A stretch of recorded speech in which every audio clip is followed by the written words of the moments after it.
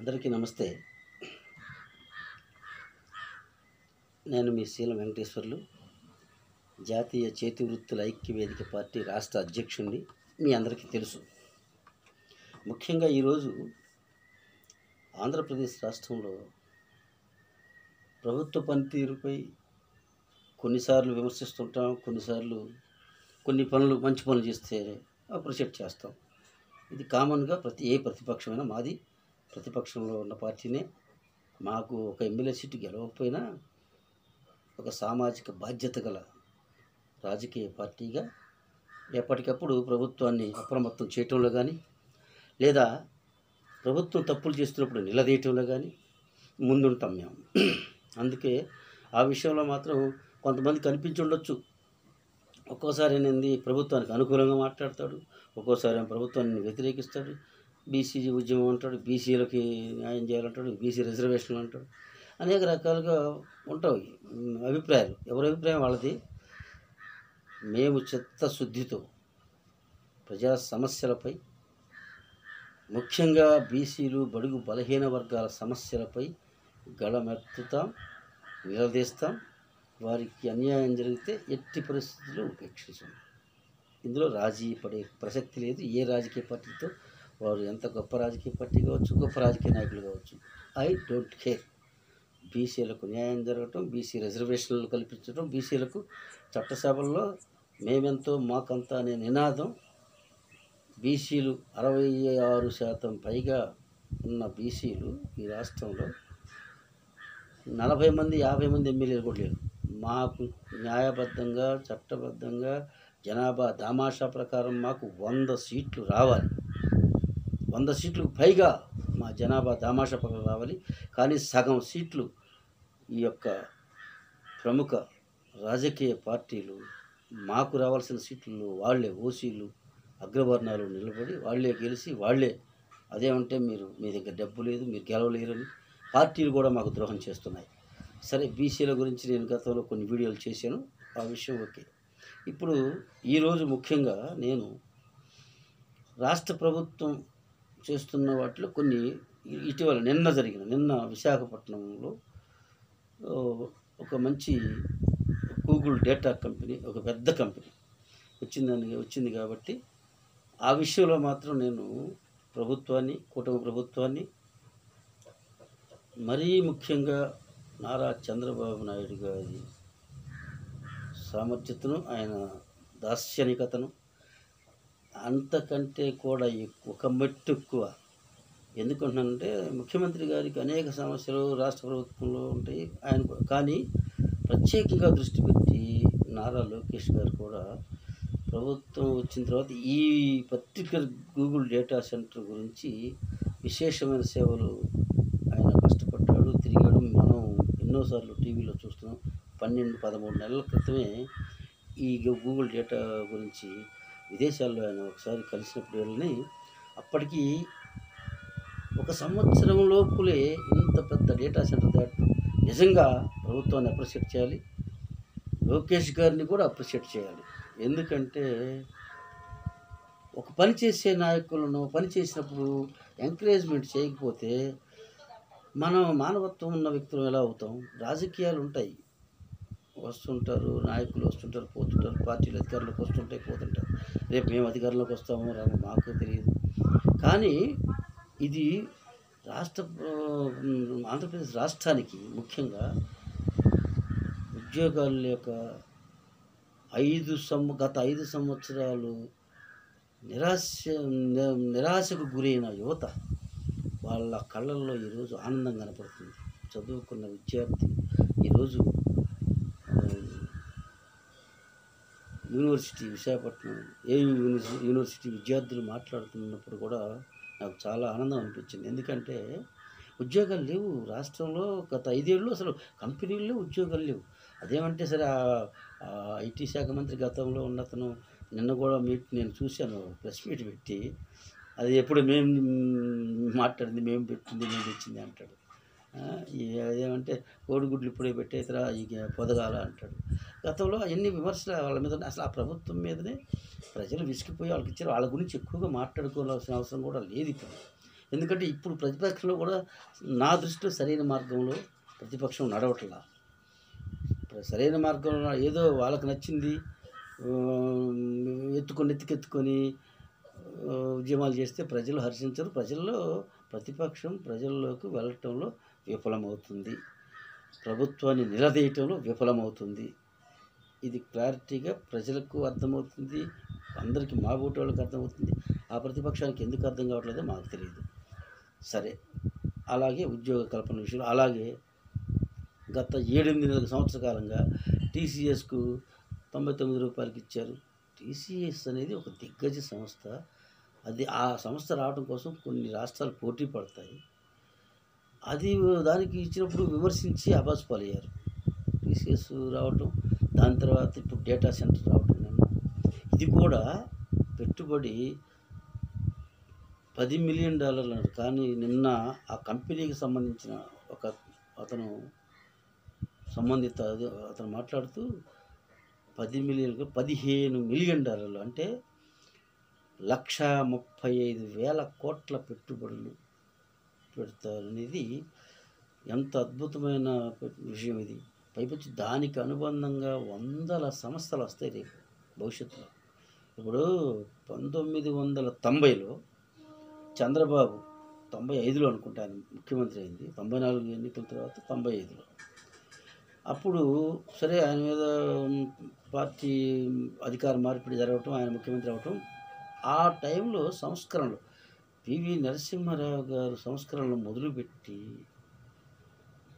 ఆ సంస్కరణను చంద్రబాబు నాయుడు గారు అందిపుచ్చుకొని హైదరాబాదులో హైటెక్ సిటీ, సాఫ్ట్వేర్ రంగాన్ని అభివృద్ధి చేసి ఎంతో చేస్తుంటే అప్పుడు కూడా ఇప్పుడు ఉన్న ప్రతిపక్ష నాయకుడు జగన్మోహన్ రెడ్డి గారి నాన్నగారు రాజశేఖర రెడ్డి గారు, ఆయనంటే మా పుట్టోళ్ళకు చాలా గౌరవం. ఎందుకంటే పేదలకు ఉపయోగపడే 2-3 పనులు ఖచ్చితంగా ఆయన చేశాడు, అప్రిషియేట్ చేయాలి.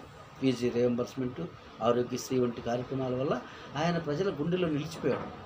కానీ అప్పుడు విమర్శించాడు. కంప్యూటర్లు అన్నం పెడతాయా, సెల్ ఫోన్లు అన్నం పెడతాయా? ఇవాళ కంప్యూటర్లే ఈ ఆంధ్రప్రదేశ్ పైపెచ్చు రైతుల్ని వ్యవసాయం దండగన్నాడని. వ్యవసాయం దండగానే అనలేదు, అది మాకు అవగాహన ఉంది. ఆయన అన్నది 2 పిల్లలు ఉంటే ఒకళ్ళని వ్యవసాయ రంగంలో ఉంచుకున్నా కూడా మీ చేదోడు వాదోడుగా ఒకళ్ళు చదివించండి, చదివే ఫ్యూచర్లో ప్రపంచాన్ని శాసించబోతుందని చెప్పాడు. అది మా పిల్లలందరినీ అప్పుడు మేము కూడా చదివించుకున్నాం. ఇక సాఫ్ట్వేర్ ఇంజనీర్లు అయ్యారు, మంచి జీతాలు తీసుకుంటున్నారు. ప్రపంచం మొత్తం మీద ఎక్కువగా జీతం తీసుకుని ఎక్కువ శాలరీ తీసుకునే వాళ్ళు తెలుగు వాళ్ళు ఎక్కువగా ఉన్నారు విదేశాలలో, అన్ని దేశాల్లో. కాబట్టి అప్పుడు ఎలాగైతే రాజశేఖర రెడ్డి గారు లేదా అప్పటి కాంగ్రెస్ నాయకులు మూర్ఖంగా ఎలాగా విమర్శించారో ఇప్పుడు కూడా వైసీపీ నాయకులు అప్రిషియేట్ చేయకపోతే చెప్పారు, మౌనంగానే ఉండటం వల్ల ఇది విద్యుత్ ఇదైద్ది, కరెంట్ ఎక్కువ కాదు. వాళ్ళే 2 యూనిట్ వాళ్ళు కరెంట్ విద్యుత్ వాళ్ళే సృష్టించుకుంటారు. వాళ్ళ కంపెనీకి ప్రజల దగ్గర నుంచే లాక్కుపోరు. వాళ్ళకే అనుమతులు ప్రభుత్వం ఆల్రెడీ ఇచ్చేసింది. ఒక 2 గిగావాట్ల విద్యుత్తుని వాళ్ళే సృష్టించుకొని ఉపయోగించుకుంటారు. వాటర్ వల్ల కూడా ఇబ్బంది ఏం మనకి ఉండదు. సముద్రపు నీరుని కూడా వాళ్ళు వాడుకోవచ్చు, వాళ్ళు చెప్పెట్టే సెంటర్కి. పైపించి పెద్ద ఇప్పుడు నిపుణులు చాలామంది టీవీల్లో చూస్తున్నాం. నేను కూడా నేషనల్ టీవీలో కూడా చెప్తున్నారు, పెద్ద వాటర్తో కూడా పని ఉండదు, అంత ఓవర్ హీట్ ఏం కాదు. ఇది డేటా సెంటరు అసలు ముందు ఆంధ్రప్రదేశ్కే కాదు, ఈ డేటా సెంటరు భారతదేశానికి ఒక గేట్వే లాగా పనిచేస్తుంది. దేశం కూడా ముందుకు పోతుంది దీనివల్ల అని. అటువంటి మంచి కంపెనీ వచ్చినప్పుడు అప్రిషియేట్ చేయకపోవటం ఒక దుర్మార్గం. సరే, వాళ్ళ ఇష్టం, వాళ్ళ కర్మ. ప్రభుత్వాన్ని ఈ విషయంలో అప్రిషియేట్ చేయటం మంచి. నాకైతే చాలా హ్యాపీ. పిల్లలకు ఉద్యోగాలు రాబోతున్నాయి, యువతకు ఉద్యోగాలు రాబోతున్నాయి, చదువుకునే యువతకు. అలాగే మన విద్యా వ్యవస్థ కూడా కొంత నేను చూస్తున్నంత లెక్క మన విద్యా వ్యవస్థలో మార్పులు తీసుకురావటం, పిల్లలను చదువు వైపు మళ్లించడం, కొంతమంది స్కూల్లో పైపించి మొన్ననే ఈ టీచర్ పోస్టులు భర్తీ చేయటం, డిఎస్సీలు 17 డిఎస్సీలు ఆంధ్రప్రదేశ్ రాష్ట్రం పుట్టిన తర్వాత స్వతంత్రం వచ్చిన తర్వాత వేస్తే అందులో 13 డిఎస్సీలు చంద్రబాబు నాయుడు వేసింది, నిన్న వేసింది 14. అంటే అంతకుముందు 3 డిఎస్సీలు, అది కూడా ఒకటి ఎన్టీ రామారావు గారు, మిగతాయి ఒకటి కిరణ్ కుమార్ రెడ్డి గారి హయాంలో, అంతకంటే ముందు ఒకసారి కాంగ్రెస్ నాయకులు. డిఎస్సీ రాజశేఖర రెడ్డి గారి కుమారుడైన జగన్మోహన్ రెడ్డి ఒక్క డిఎస్సీ ఇలా. టీచర్ పోస్టులు వచ్చిన తర్వాత 17,000 టీచర్ పోస్టులు వచ్చిన తర్వాత రాష్ట్రంలో చదువు ఇంకా ప్రమాణాలు పెరుగుతాయి పెరగవా? విద్యార్థులు ఇప్పుడు టీచర్లు కొరతుంది, వాళ్ళు పూర్తి చేశారు. ఇప్పుడు విద్యా ప్రమాణాలు పెరుగుతాయి, పిల్లలు బాగా చదువుకునే పరిస్థితి వస్తుంది.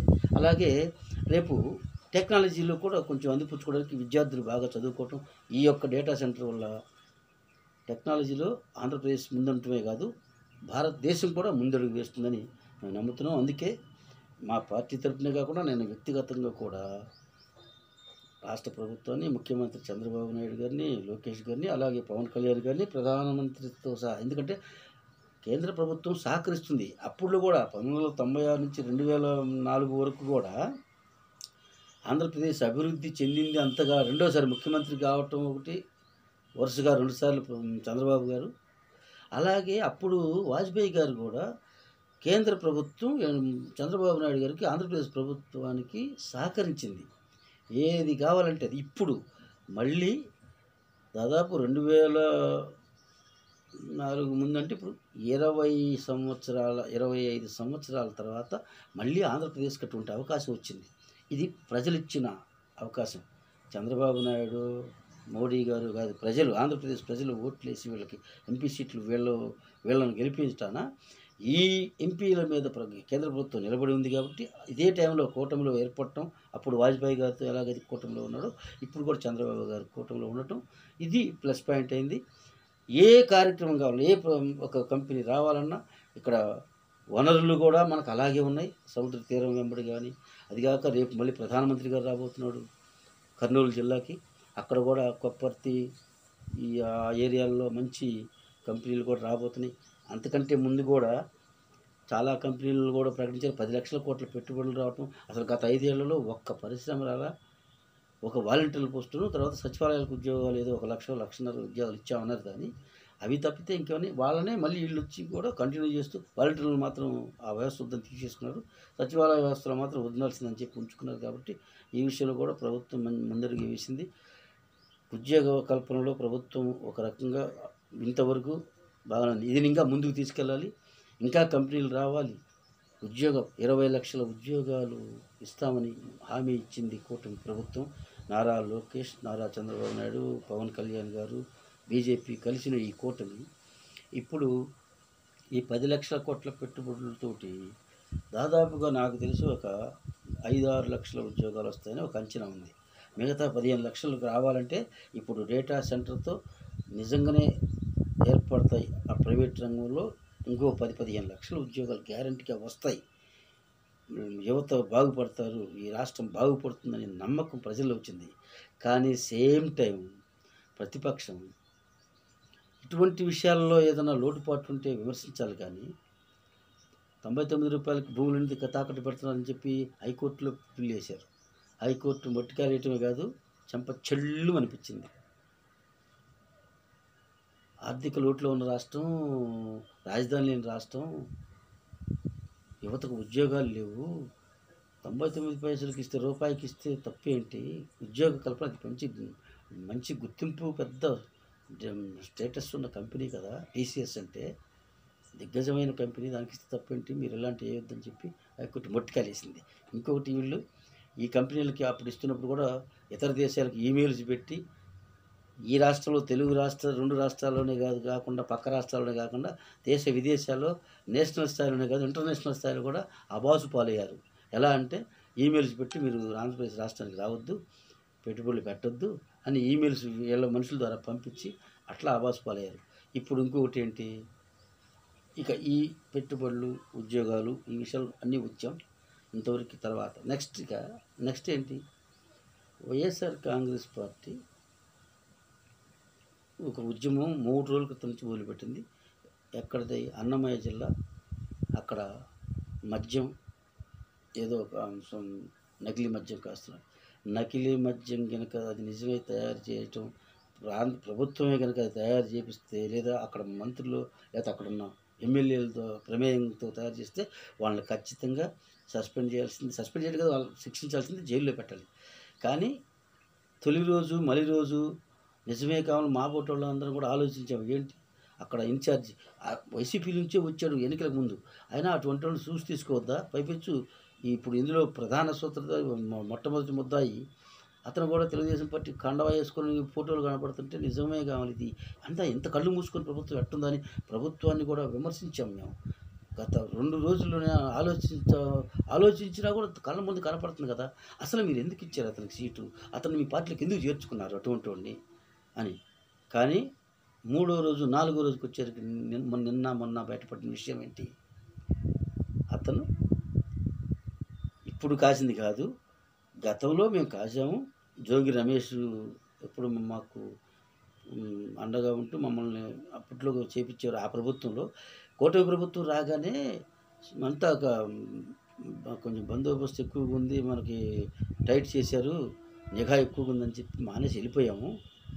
కానీ 6 నెలల ముందు, సంవత్సరం తర్వాత, ఒక 4-5 నెలల ముందు జోగి రమేషే ఫోన్ చేసి, నేను ఎక్కడో ఏదో ఇతర దేశాల్లో ఉంటే, మీరు రండి పనుంది మీతో మళ్ళీ మొదలు పెడదాం అని పిలిచాడు.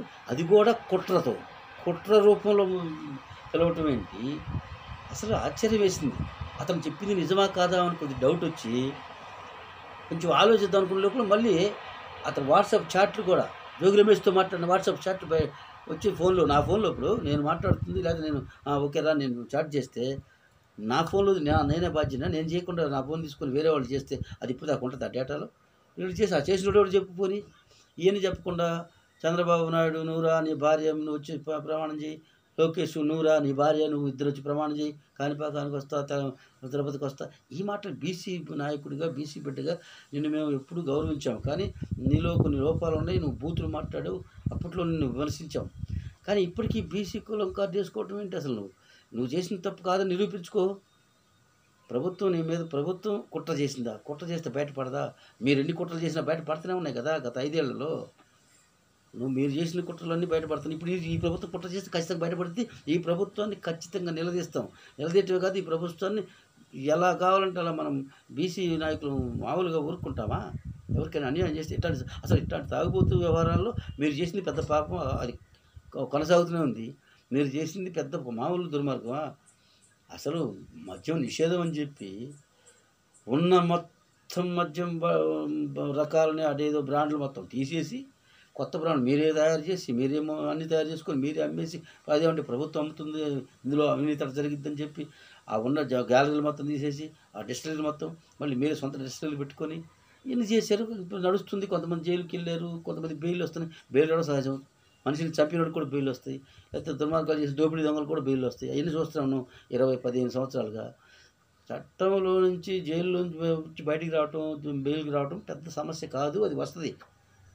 90 రోజులు దాటితే బెయిల్ ఇస్తారు. అది కాదు, జరిగిందా లేదా ప్రజల ముందు కనపడుతుంది కదా. మీ 5 సంవత్సరాల పీరియడ్లో లిక్కర్పై విపరీతమైన దోపిడీ జరిగిందని ప్రజలకి కనపడుతుంది. ప్రజలే అనుభవించారు. పైగా చనిపోయారు, 100,000 మంది చనిపోయారు. ఇప్పటికీ అనారోగ్యంతో బాధపడుతున్నారు. ఇప్పుడు ఈ లిక్కర్ వీళ్ళు మొత్తం అసలు రాష్ట్రం మొత్తం అమ్ముతున్నారని చెప్పి చేద్దాం, అల్లరి చేద్దామని మీరు చేస్తున్న దానిలో ఏమైనా అర్థం ఉందా? 1.5 సంవత్సరం అయింది ఈ ప్రభుత్వం వచ్చి. ఈ ప్రభుత్వాన్ని సపోర్ట్ చేయడం కాదు, నిజాయితీగా మాట్లాడుతున్నాం మేము. ఈ సంవత్సరంలో మీ సాక్షి ఛానల్లో ఇదిగో పలానా చాట్ల మద్యం తాగి చనిపోయాడు, మద్యం వల్ల అనారోగ్యం పాలై మంచాన పడ్డాడని ఒక్క కేసు మీరు ఏమైనా చేసి తీసారా బయటికి? ఒక్కసారైనా ఏమన్నా ఒక్కటి చూపించండి, మీ సాక్షి ఛానల్లో చూపించండి. మేము చూస్తున్నాం, మేము సమాజంలో తిరుగుతున్నాం, మేము ప్రజల్లో తిరుగుతున్నాం. అయితే మీరు చేసిన కుట్రనే మళ్ళీ అక్కడ కాపించి అక్కడ తర్వాత అతన్ని సస్పెండ్ చేసింది చంద్రబాబు ప్రభుత్వం. కాశీ మీరు అన్నీ చేసి రెడీ చేసి వెళ్ళిపోమన్నారు. దీనివల్ల ప్రయోజనం రాలేదు మనకని మళ్ళీ మళ్ళీ ఇబ్రహీంపట్నం, విజయవాడ పక్కనే ఉన్న ఇబ్రహీంపట్నానికి ఆ సరుకు మొత్తం ఇచ్చారు పెట్టండి. అక్కడ మనకి మైలేజ్ రాలేదు. ప్రతిపక్ష వైసీపీ పార్టీకి మనకి చంద్రబాబు సస్పెండ్ చేసి పని ఒకసారికి అంతా తుస్సన్నది. ఇప్పుడు ఈ మొత్తం తెచ్చి పెడితే మళ్ళీ నేను మీడియా తీసుకొచ్చి అల్లరి చేస్తానని చెప్పి నువ్వే చెప్పటం, నువ్వే పోయి మళ్ళీ అక్కడ అల్లరి చేయటం. ఈ అల్లర్ల వల్ల రేపు పొద్దున ఇది కాదు వీళ్ళు ఇట్లా చేశారని చెప్తే మీకే కదా ఈ అసలు మళ్ళీ ముఖం ఎలా చూపిస్తారు, ఎలా తిరుగుతారు ప్రజల్లో. ఇప్పటికి కూడా మళ్ళీ మీ ఛానల్లో లేకపోతే మీరు వందల మంది మహిళలను తీసుకొచ్చి రోడ్ల మీద బ్యానర్లు పట్టుకొని చేస్తున్నారు. ఇది తప్పుడు ఆరోపణలు తీస్తే వచ్చిన మహిళలు కూడా మళ్ళీ ఈసారి మీకోసం రెండోసారి రోడ్ల మీదకి రారు కదా. నిజమేంటో అబద్ధం ఏంటో ప్రజలు అంత అమాయకంగా ఇప్పుడే లేరు. ప్రతి వాళ్ళ చేతుల్లో సెల్ ఫోన్ ఉంది. ప్రతి వాళ్ళు ఒక ఛానల్ చూసి ఏది నమ్మట్లా. ఆంధ్రజ్యోతిని చూసి నమ్మరు, టీవీ5ని చూసి నమ్మరు, 4-5 ఛానళ్ళు 10 ఛానళ్ళు చూసి అందులో ఏది బెటర్ చూసుకొని మళ్ళీ యూట్యూబ్ ఛానల్ కొన్ని చూసుకొని ఇన్ని చూసుకొని కానీ ప్రజలు నిదానంగా ఉంటున్నారు. మేము కూడా ఎప్పుడో విమర్శించాలి దీని మీద ప్రభుత్వాన్ని విమర్శిద్దాం అనుకునే లోపు మీ మీద వచ్చి పడింది. మిమ్మల్ని విమర్శిద్దామనే లోపు మళ్ళీ దీనిలో మళ్ళీ మతలబు చేసి మసిపూసి మారడికాయ చేసి చేయాలని మీకున్న మీడియా బలంతో చేసుకున్నారు. మీరు అధికార ప్రతిపక్షాలు ఏం చేసుకున్నా ప్రజలను మాత్రం అన్యాయం చేయబాకండి. ప్రజలకి మీ తప్పుడు ఆరోపణలతో లేకపోతే వాళ్ళు చేసే తప్పుడు పనులు నిజమైతే ఆ తప్పుడు పనులతో ప్రజలకు అన్యాయం చేయొద్దనేది మా బోటి వాళ్ళని కోరుకునేది. పైగా ఈ యొక్క కల్తీ మద్యం నిజంగానే జరిగితే అది క్షమించరాని నేరం. కానీ అది మీరు గతంలో అమ్మారు కానీ ఇప్పుడు మీరు ప్రత్యేకంగా చేసిన అమ్మటానికి కాదు. ఈ ప్రభుత్వం ఎన్నో లక్షల బాటిల్ తయారు చేసి పెట్టారంట. 3 కోట్లు ఇస్తానని చెప్పి అతను ఒప్పుకుని అతనే పబ్లిక్గా మీడియా ముందుకు వచ్చి చెప్తున్నాడు. 3 కోట్లు ఇస్తాను జోగి రమేష్ చెప్పినాడు, బెయిల్ ఇప్పిస్తా ఉన్నాడు. మాకు బెయిల్ ఇప్పలేదు, ఆ డబ్బులు సంగతి దేవుడు ఇరికాని నా తమ్ముడిని కూడా ఇరికిచ్చాడని చెప్పి అతను లేకపోతే మొత్తుకుంటున్నాడు. రేపు పొద్దున ఇటు అంటే అరెస్ట్ అవుతామని ముందరి కాళ్ళకు బంధం వేసుకుని అదేమంటే మళ్ళీ జోగి రమేష్ అంట విమర్శించినందుకు జోగి రమేష్ మేము కూడా విమర్శిస్తున్నాం. విమర్శిస్తే మా మీద కేసులు పెట్టేస్తారా, మా మీద బుర్ర చేసేస్తారా? ప్రభుత్వం మమ్మల్ని అరెస్ట్ చేసిద్దా? చేయదు కదా. ప్రభుత్వం ఇప్పుడు బీసీలకు జనగణన కులగణన చేయట్లేదని చెప్పి రోజు విమర్శిస్తున్నాం. బీసీలకు రిజర్వేషన్ చేయకపోతే వైసీపీకి పట్టినకైతే మీకు పట్టింది. మీరు కూడా ఈ నెక్స్ట్ అధికారంలోకి రారు.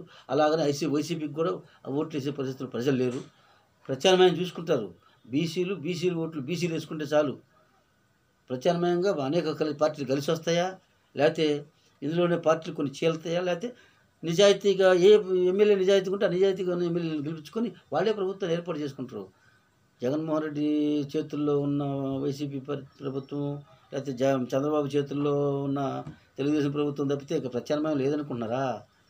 ప్రత్యామ్నాయం ఆటోమేటిక్గా వచ్చింది ఎలక్షన్కి 6 నెలల ముందు ఎలక్షన్ టయానికల్లా. ఎందుకంటే వీళ్ళు మంచిగా పరిపాలిస్తే మళ్ళీ అధికారంలోకి వస్తారు. వీళ్ళు కూడా మీలాగనే చేస్తే కష్టం. ఇప్పటికైతే ప్రభుత్వం సరైన దారిలో నడుస్తుందని అలాగని ఇప్పుడే పూర్తి సర్టిఫికెట్ ఇవ్వట్లేదు కానీ ఉద్యోగాలు తీస్తున్నారు కదా, కనపడుతుంది కళ్ళకి, విమర్శించలేము. అలాగే కంపెనీలు వస్తున్నాయి. గ్రౌండ్ ఎంతవరకు అవుతాయో చూద్దాం. 10 లక్షల కోట్లు కనీసం ఒక 5 లక్షల కోట్లు గ్రౌండ్ అయితే కదా అప్పుడు అయితే ఈ కంపెనీలు వచ్చిన మాట వాస్తవం కదా. టీసీఎస్ వచ్చింది, గూగుల్ వచ్చింది, ఇక అనేక ఏదో మిట్టల్ కంపెనీ అదేదో ఏముంటుందని స్టీల్ కంపెనీ పెడతా ఉంటున్నారు. అక్కడ మళ్ళీ అనేకమైన చిన్న కంపెనీలు అయితే బోల్డెన్ వస్తున్నాయి, చూస్తున్నాం. అయితే అవన్నీ గ్రౌండ్ కావాలి, పేపర్లో పరిమితం కాకుండా గ్రౌండ్ అయిన తర్వాత అప్పుడు ఈ ప్రభుత్వాన్ని పూర్తిగా అప్రిషియేట్ చేస్తాం. ఇప్పటికైతే ఈ విషయంలో మాత్రం టీసీఎస్ విషయంలో కానీ గూగుల్ డేటా సెంటర్ విషయంలో కానీ ప్రభుత్వాన్ని అభినందిస్తాం.